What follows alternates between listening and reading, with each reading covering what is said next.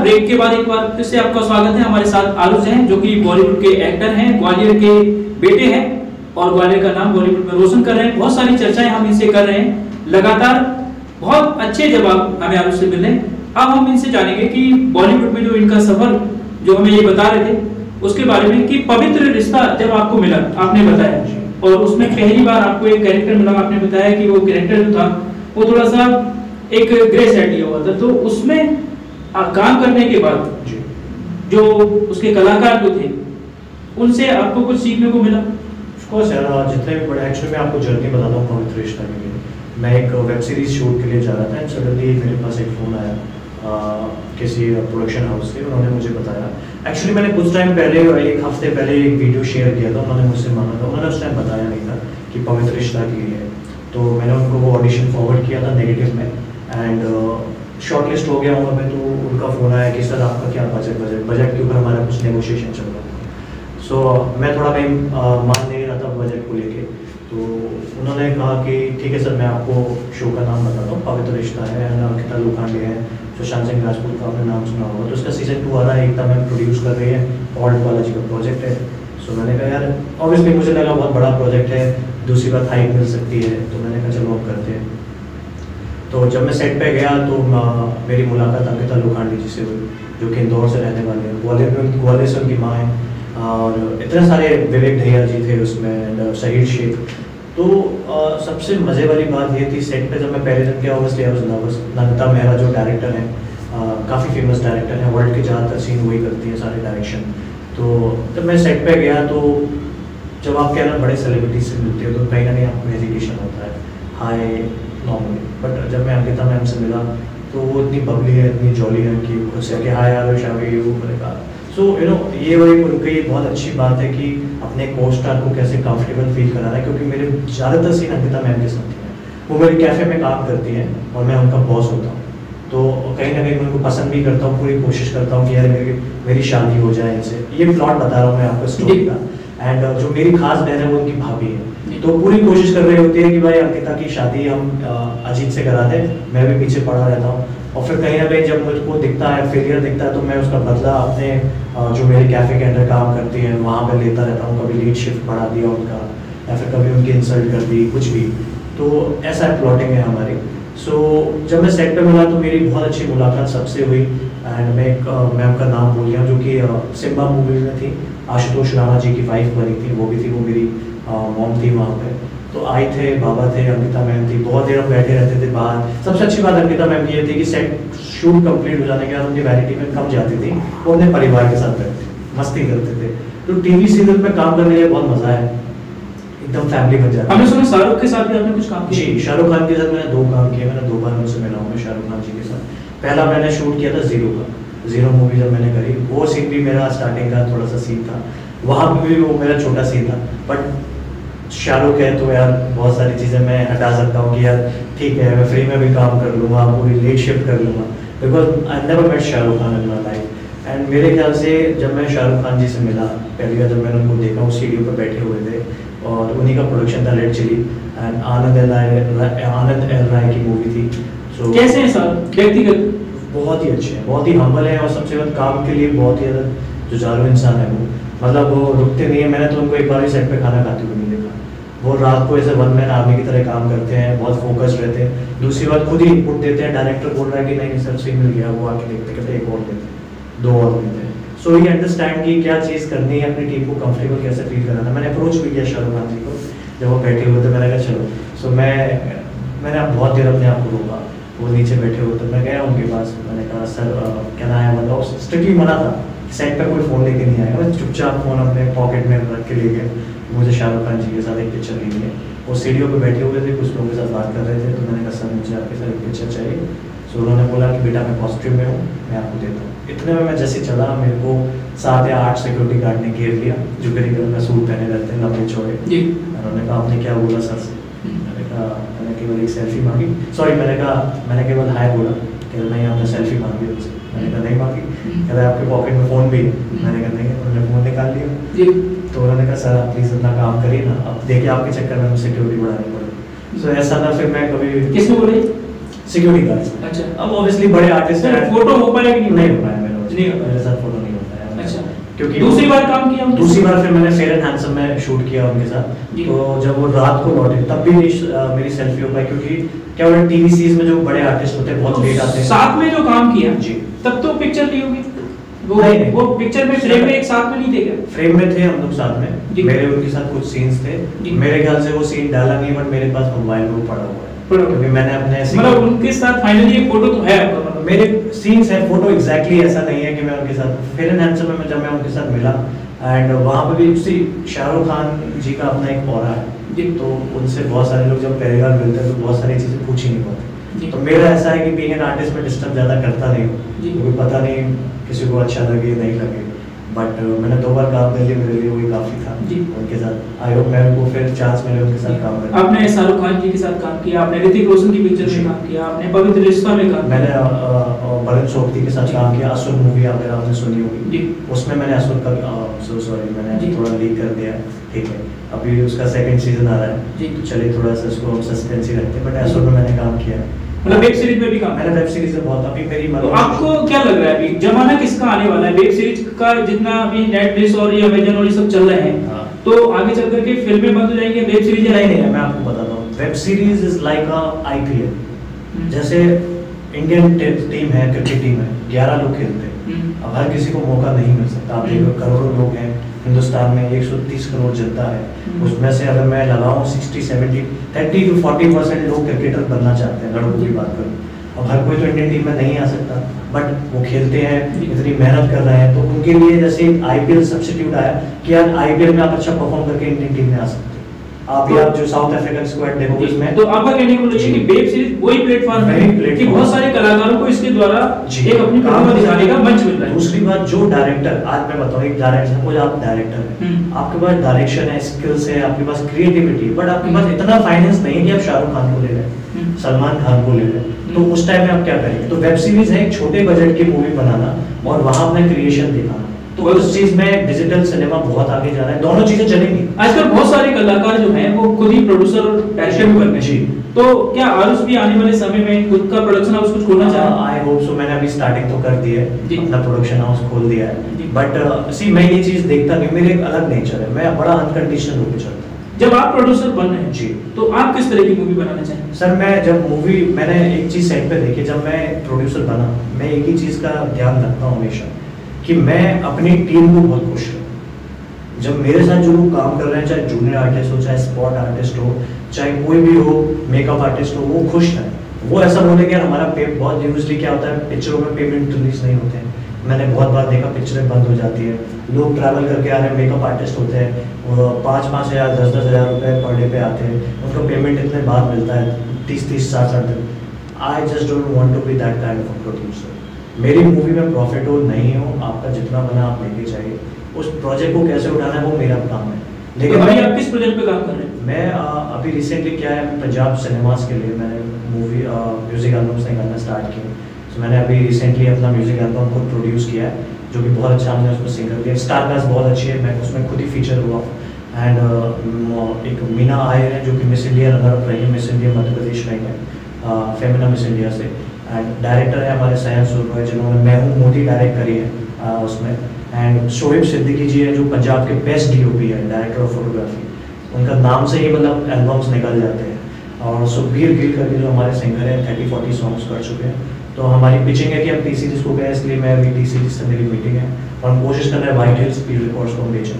And कोशिश मेरी यही है कि मैं कहीं ना कहीं एज ए एंटरटेनमेंट का काम करता रहूँ, लोगों को एंटरटेन करता रहूँ। मैं ये एल्बम का आपने बताया जी, मतलब कोई वेब सीरीज या कोई फिल्म का भी प्लानिंग है? जी जी जी, मैं अभी कर रहा हूँ। मैं अभी उस चीज़ का मैं आगे बता तो नहीं सकता हूँ जी, वो करूँगा मैं, और मैं चल रही है उस चीज़ की बात। तो जब आप करेंगे जी, तो एक चीज मैं आपसे पूछना चाहूंगा, आप भी ग्वालियर के, मैं भी ग्वालियर का जी। हूं। ग्वालियर के लोगों को उसमें कितना मौका मिलने वाला है? सर ये तो मैं आपको बताऊँ, टैलेंट के ऊपर मैं कास्टिंग ओपन जरूर करूँगा। अगर मैं यहाँ से रिलेटेड मूवी बनाऊंगा तो बिल्कुल मैं यहाँ के लोगों की, क्योंकि क्या होता है एक टोन होती है, अगर आपको कोई भी चीज़ में रियलिटी दिखानी है तो आपको वहाँ के लोकल आर्टिस्ट लेने ही पड़ेंगे। नहीं तो जैसा कि कार्तिक आर्यन की पिक्चर आई लुका छिपी जी, और उन्होंने ग्वालियर में जब वो आए तो उन्होंने बताया पत्रकारों से, हम सबसे बात हुई, उनका कहना था कि जब डायरेक्टर मेरे पास आए, उन्होंने बोला कि मुझे ये पिक्चर बनानी है, तो मैंने उनको बोला कि मैं पिक्चर में काम करूंगा लेकिन शूटिंग ग्वालियर में होनी चाहिए। जी, उन्होंने बोला कि मैं ग्वालियर का हूँ और मुझे लग रहा था कि हमारे ग्वालियर की लोकेशन इतनी प्यारी है, उसमें एक शूटिंग होनी चाहिए और पूरी लुका छुपी पिक्चर ग्वालियर में बनी और उसमें हमारे ग्वालियर के किले को, ग्वालियर के बहुत सारे ऐतिहासिक जगहों को उन्होंने बहुत ही सुंदर तरीके से दिखाया, महाराजा बाड़ा हो चाहे बुराड़ का बाजार हो। तो एक कलाकार होने के नाते उन्होंने ग्वालियर को एक दिया, ठीक है।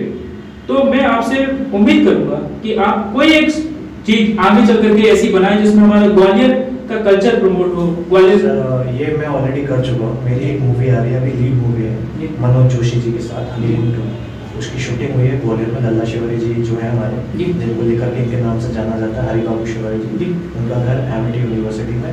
तो जब मैं वहाँ शॉर्टलिस्ट हुआ, मुझे बुलाया, तो मैंने उनको बोला सर इसकी शूटिंग ग्वालियर होनी चाहिए। मैं यहाँ पूरा शूट को लेके आया, पूरा मीडिया कवरेज, आप हमारा आदित्य आज में हमारा स्टे था एंड बहुत बड़ी शूटिंग अभी वो MX प्ले पर रिलीज होने। मनोज जोशी जी वो है जो फिर हेरा फेरी जैसी मूवी उन्होंने करी, भंगार से, गोलमाल, हलचल, हंगामा। मनोज जोशी जी काफी बड़े एक्टर है वो। और आपके परिवार ने आपको इस काम के लिए कितना सपोर्ट किया? क्योंकि हम देखते हैं कि अक्सर परिवार के लोग हीरो बनने से बच्चों को रोकते हैं, क्रिकेटर बनने से बच्चों को रोकते हैं। वो चाहते हैं कि उनका बच्चा डॉक्टर बने, वो चाहते हैं इंजीनियर बने, वो चाहते हैं कलेक्टर बने, वो चाहते हैं बड़े से बड़े सरकारी पद पर पहुंचे। लेकिन हमने देखते हैं कि एक बड़ा क्रिकेटर अगर कोई बन जाता है तो बहुत सारे कोई डॉक्टर, कोई इंजीनियर, कोई कलेक्टर उनके साथ कहीं ना कहीं सेल्फी ले रहे होते हैं, ठीक है। ऐसे ही बड़े हीरो कलाकार जो शाहरुख खान अगर ग्वालियर आता है तो आप समझो कि क्या होगा, कितने सारे ऑफिसर और उनके बच्चे, उनके परिवार के लोग उनसे सेल्फी लेने की कोशिश करते हैं।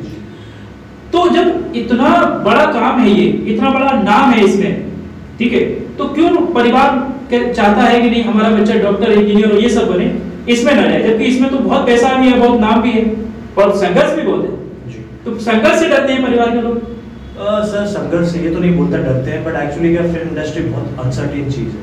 आज आपको सक्सेस मिल जाए बट कल का नहीं पता, कल आपके पास मूवीज हैं, आप देखिए उतार और चढ़ाव बहुत है इंडस्ट्री में। सुशांत सिंह राजपूत जैसे बहुत बड़े एक्टर एक टाइम पे इतनी मूवीज थे, नहीं है।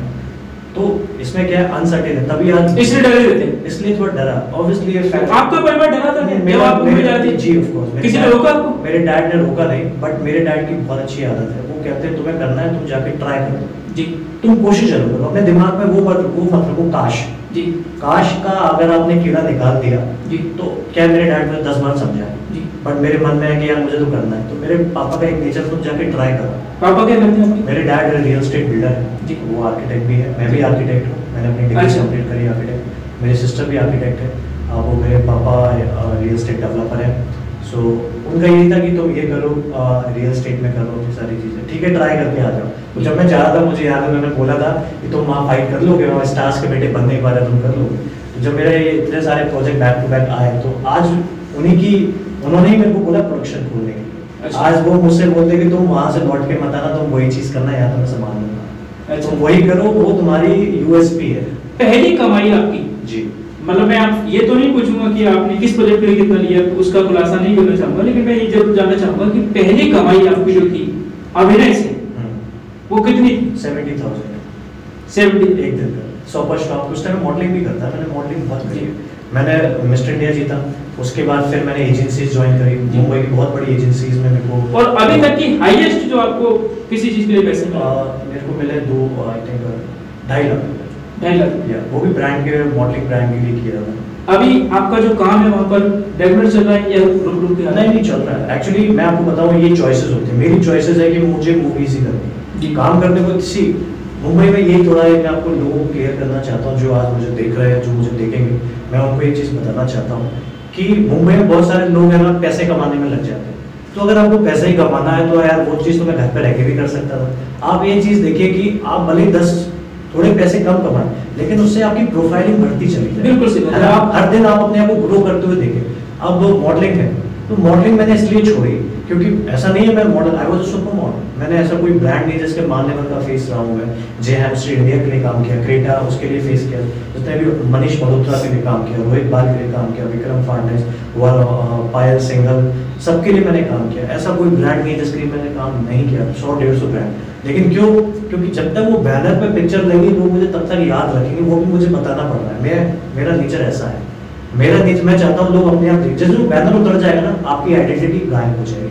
लेकिन जब मैं पिक्चर में कोई एक सीन करता हूँ, जैसे आज पवित्र रिश्ता में किया, जब जब लोग वो देखेंगे वो कहेंगे ही इज आरुष श्रीवास्तव। ये आप सही आज तो आप ये बताइए कि आप खुद का प्रोडक्शन डालने वाले हैं, अभी तक आप दूसरे के प्रोडक्शन में काम कर रहे हैं, आने वाले समय में आप दूसरे के प्रोडक्शन में ही काम करेंगे, अपना भी प्रोडक्शन चलाएंगे या अपने प्रोडक्शन को देखेंगे खाली दूसरे के प्रोडक्शन नहीं करेंगे और साथ में अपने प्रोडक्शन को साथ में क्या आप उसमें ना एज ए मतलब एक्टर भी काम करेंगे या सिर्फ उसमें प्रोड्यूसर के रूप में रहेंगे? क्या आपका आगे का जो भविष्य, आपके का जो फ्यूचर प्लान है वो क्या है? सी अभी तो मेरी ये प्लानिंग है कि ऑब्वियसली मैं अभी इनिशियली मैंने स्टार्ट किया, so my production can not be big as Dharma, Yashraj जो ऑब्वियसली 60 साल 20 30 साल से एस्टैब्लिश्ड है। और दूसरी बात मैं आपको बताऊं, क्रिएटिविटी किसी एक प्रोडक्शन की मोहताज नहीं है। मैं एक क्रिएटिव हो सकता हूं लेकिन जो दूसरे प्रोडक्शन है वहां पे क्रिएटिविटी अलग है, समझ रहे हैं? मैं अपने आप को एक तरीके से प्रेजेंट कर सकता हूं लेकिन वो मुझे अलग तरीके से प्रेजेंट करेंगे।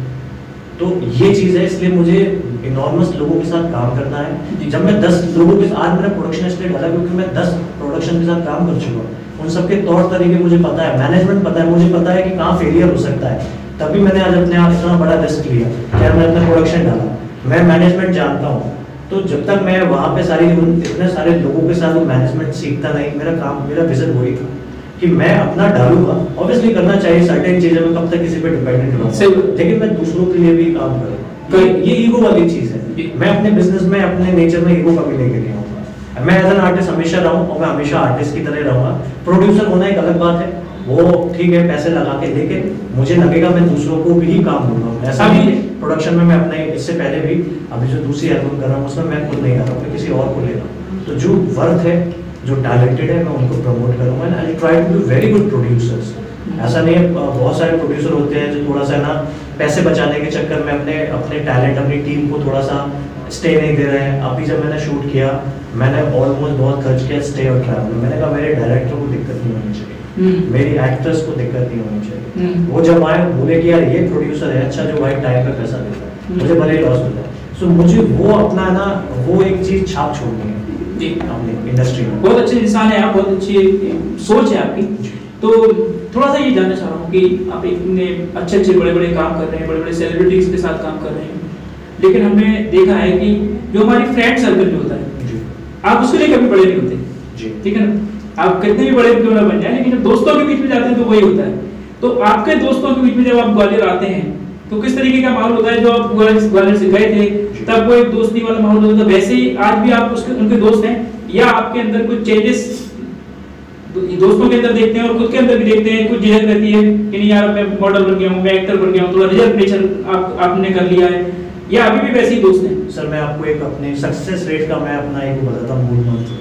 दुनिया में अगर आपको जब भी सक्सेसफुल होना है, परिवार से ज़्यादा सबसे ज़्यादा इन्फ्लुएंसिंग होते हैं आपके दोस्त, क्योंकि सबसे ज़्यादा समय आप उनके साथ बिताते हैं।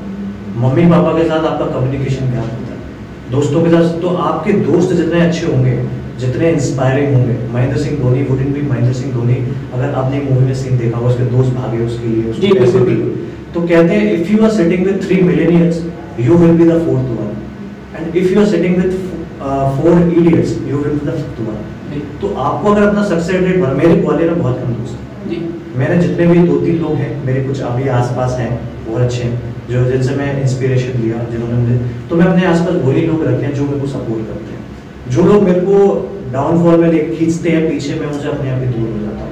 मुझे कोई दिक्कत नहीं है, उनका एक नेचर है, लेकिन मैं हमेशा अपने आसपास एक पॉजिटिव एनर्जी रखना चाहता हूँ। मैं उसी से आप ग्रो हो सकते हो, और ये फैक्ट की बात है। तो मेरे आसपास आप अपने जीवन में दोस्तों का एक रोल मानते हैं? बिल्कुल मानता हूँ, बट सिलेक्टेड लोग, ऐसा नहीं है भीड़ है मेरे पास, 2-3 लोग हैं। और जो आपने ये नहीं बताया कि उनके साथ जो आपका व्यवहार है वो वैसा का वैसा ही है, ऐसे उनके लिए वो मैं अभी भी वही दोस्त है।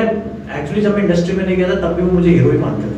अच्छा, वो तब बताइए कि अभी हीरो वो मानते थे और अब तो आप हीरो बन भी चुके हैं, है ना? और एक हीरो जब होता है तो उसके साथ में कुछ स्टाफ भी होता है, कॉस्ट्यूम वाला भी होता है, मेकअप आर्टिस्ट भी होता है। तो आपको तैयार करने में अभी आपके साथ में जो स्टाफ है उनका किसी का नाम बताना चाहेंगे जो आपको मेकअप करते हो या आपके कॉस्ट्यूम को आपको डिजाइन करते हो? अभी जैसे सेट पे तो मेरे बहुत सारे लोगों से मिलता हूँ, शूटिंग की यही खास बात है। मैंने मुंबई में एक्चुअली ये काम करना इसलिए स्टार्ट किया, हर दिन आप नए लोगों से मिलते हो, नई पहचान मिलते हो, नए रिश्ते बनाते हो, आप नए लोगों को जानते हो। क्योंकि जब मैं मुंबई में शूट करता हूँ, आज मैं स्पेन की किसी मॉडल के साथ शूट कर रहा हूँ, कोई अल्जीरिया की मॉडल के साथ शूट कर रहा हूँ, कोई DOP है जो फ्रांस से आया हुआ है, तो जब आप उनके विचार से, जब आप उनसे बात करते हो, उनके विचार मिलते हैं, जब जानते हो उनका क्या थॉट प्रोसेस है, वो चीज़ ना आपको बड़ी प्रेरित करती है। आप कहीं ना कहीं मैं बड़ा एक्साइटेड फील करता हूँ। तो अभी जैसे रिसेंटली अभी जो मेरी टीम है यहाँ पे, एक जागृति जगदानी है जिन्होंने अभी मेरा मेकओवर किया है, अभी मैं जस्ट उन्हीं के टच में आया हूँ। एंड तो मुझे अच्छा लगता है नए लोगों से जुड़ना, उनकी विचारधारा को जानना कैसा लगता है। और टीम में बहुत सारे लोगों का नाम तो ऐसे याद नहीं रख पाता हूँ। चलिए ये बताइए, अभी एक तो नाम आपने बता दिया कि आपने ऋतिक रोशन के साथ और शाहरुख खान के साथ में एक काम किया हुआ है। हर हीरो जो होता है उसकी एक फेवरेट हीरोइन भी होती है। हीरो तो आपने बता दिया, हमें हीरोइन नहीं बताई कि एक्ट्रेस के रूप में कौन ऐसी एक्ट्रेस है जो आपको सबसे ज्यादा पसंद है। और आप चूंकि आप अपना खुद का प्रोडक्शन भी लॉन्च कर रहे हैं, तो कौन सी ऐसी एक्ट्रेस जिसको आप कभी अपने भविष्य में पिक्चर में लेना चाहेंगे, जो आपका एक ड्रीम भी हो कि यार इस हीरोइन के साथ मुझे काम करना है? वेल मैंने ऐसा तो कभी सोचा नहीं। मतलब आपको बॉलीवुड की हीरोइन पसंद है?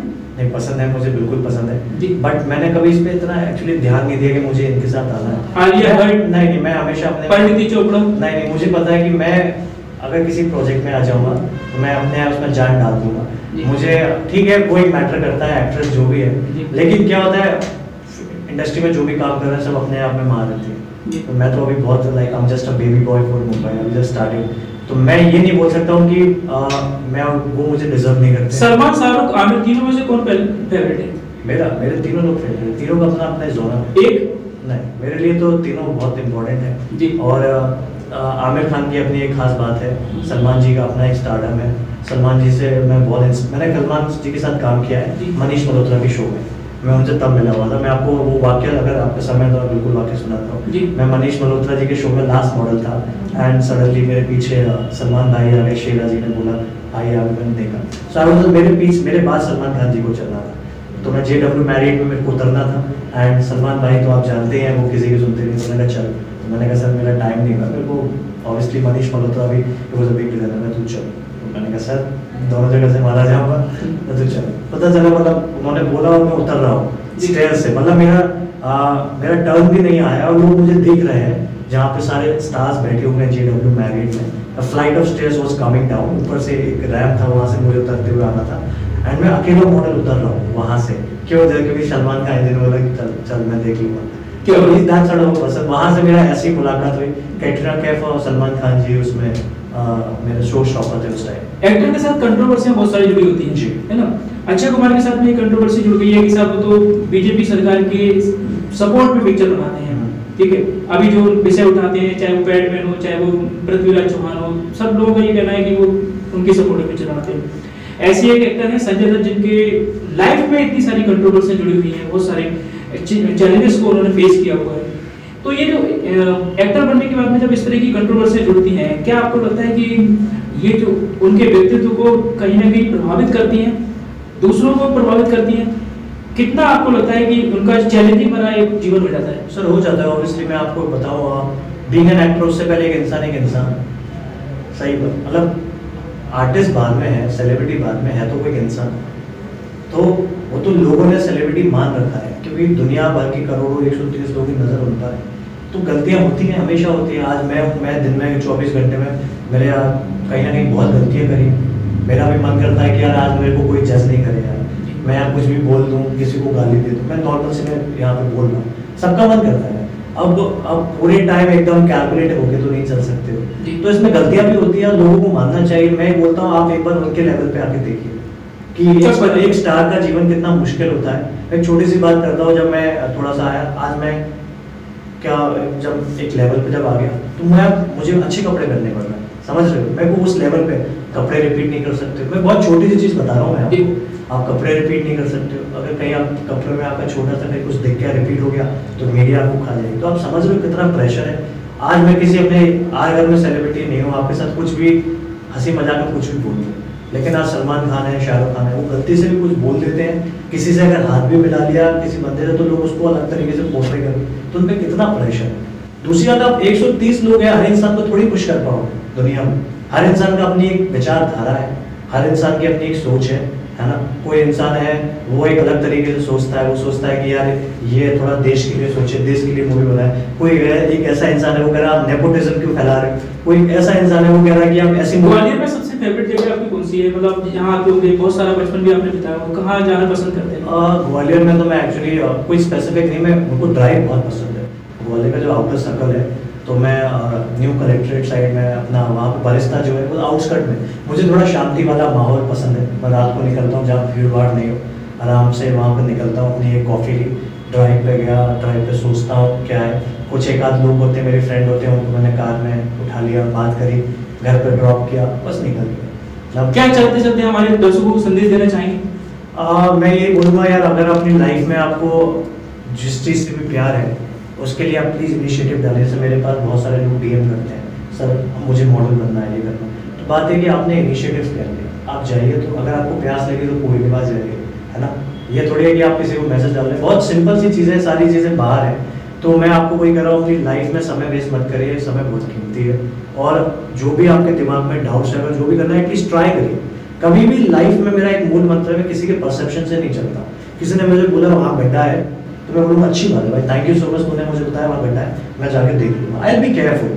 बट मैं कभी किसी के परसेप्शन से नहीं जाऊँ। मेरा एक, मैं आपको बताता हूँ, जब मैं मुंबई गया तो वहाँ पे है ना, मेरे फ्रेंड लोगों ने, हम लोग ग्रुप में बैठे हुए, यार मनीष मल्होत्रा था, शानू शर्मा बहुत बड़ी कास्टिंग डायरेक्टर है, जिसने रणवीर सिंह को बनाया, यशराज की कास्टिंग डायरेक्टर है, वो किसी को रिवर्ट नहीं करती है, ये नहीं करती है, और बहुत बढ़िया लाइन रखती है। मैंने रात को एक बार इंस्टाग्राम पर मैं हाय डाल दिया, इंस्टाग्राम में, hello ma'am, how are you and I just wanted to work with you. सुबह उनका मैसेज आ गया मेरे पास, okay fine, I like your profile, आप अपनी प्रोफाइल मुझे यहाँ भेज दीजिए। सो वहाँ से मेरे को वो चीज़ बढ़ी कि भाई किसी की परसेप्शन से नहीं जाना है। अब जो उनके साथ बैठा हुआ था वो तो पहले से मान के रखे थे कि वो तो किसी को रिवॉर्ड ही नहीं करती है, तो मैं अपने एक्शन कंट्रोल कर लूँ। तो आपको जो चीज़ पसंद है, आपका जो दिल करता है, आप करिए। जो चीज आपको पसंद है वो करिए, कहना है सानू शर्मा का। सानू शर्मा का नहीं, आयुष जी का। और आयुष ने हमें जितनी सारी बातें बताई हैं, बॉलीवुड में कैरियर बनाने के लिए यदि आप सपना सोच रहे हैं, मॉडल बनने का अगर सपना सोच रहे हैं, तो इनके द्वारा जो परिश्रम किया गया है और इनके द्वारा जो रास्ता बताया गया है, उस पर अगर आप चलते हैं तो हमें लगता है कि आपको सफलता मिलेगी, और 100% मिलेगी। परिवार का साथ लेकर के, विश्वास लेकर के, और अपने आत्मविश्वास को मजबूत करके आप अपने हुनर को आगे बढ़ाइए, अपने सपनों को सच करिए। आज के लिए बस इतना ही, हम फिर मिलेंगे अगले एपिसोड में किसी नई शख्सियत के साथ। मुझे इजाजत दीजिए। जय हिंद, जय भारत।